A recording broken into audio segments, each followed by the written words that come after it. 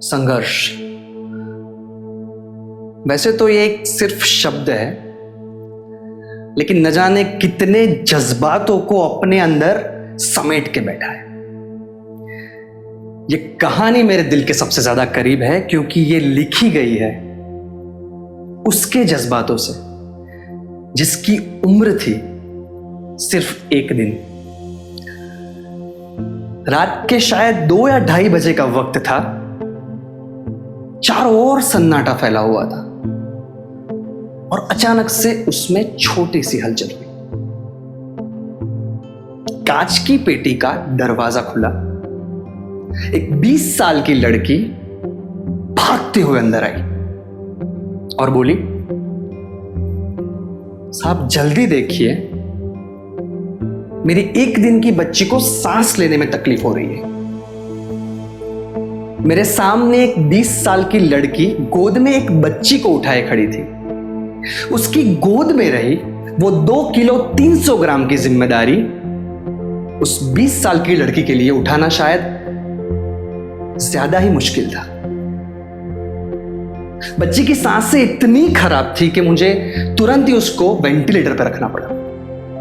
वो कड़वा घूंट पीना 20 साल की लड़की के लिए इतना मुश्किल था कि अभी कल ही पैदा हुई उस मासूम लड़की की हालत इतनी कमजोर है। उसने मुझे पूछा कि साहब मैंने सुना है कि जो बच्चे मशीन पे होते हैं वो वापस कभी नहीं आते। क्या मेरी गुड़िया भी मुझे छोड़ के चली जाएगी? उस 20 साल की लड़की को उस वक्त जवाब देना मेरे लिए सबसे ज्यादा मुश्किल था। मैंने सिर्फ इतना ही कहा कि कोशिश करेंगे, लेकिन मुझे पता चल गया था कि अगर इस लड़की को कुछ हो गया तो आज एक नहीं 2 जान अपना दम तोड़ देंगी। ट्रीटमेंट शुरू कर दी गई, लेकिन इन्फेक्शन कंट्रोल में ही नहीं आ रहा था, वो बढ़ ही रहा था और उसका असर लड़की की धड़कन पे हो गया। हालात इतने खराब थे कि तीसरे ही दिन उस बच्ची ने अपनी धड़कनें छोड़ दी। धड़कनें थम उसकी हुई थी, लेकिन सांस मेरी रुक गई थी कि क्या बोलूंगा बाहर बैठी उसकी मां को कि नहीं बचा पाए उसकी बच्ची को। लेकिन वो कहते हैं ना कि उसकी मर्जी के आगे कुछ नहीं होता। सही टाइम पे किए गए रिसक्सिटेशन की वजह से उसकी धड़कनें फिर से शुरू हुई। धड़कनें शुरू होने के साथ मेरे चेहरे पे एक मुस्कान आई। वो मुस्कान थी एक उम्मीद की, एक संघर्ष की, को जो जीवन के साथ चल रहा था। एक 2 दिन की बच्ची, हाथ में डाली हुई सुई, पैरों में डाली हुई सुई, नाक और गले में डाली हुई रायल्स ट्यूब और एंडोट्रेकियल ट्यूब जैसी नलियां। इतना दर्द तो एक जवान आदमी भी सहन ना कर पाए, लेकिन ये बच्ची बहुत खास थी। वो लड़ रही थी और उसकी मां बाहर बैठ के दुआ कर रही थी। आलम यह हुआ कि उस ऊपर वाले को भी लड़की की जिंदगी के लिए लड़ने की जिद के आगे आज झुकना पड़ा।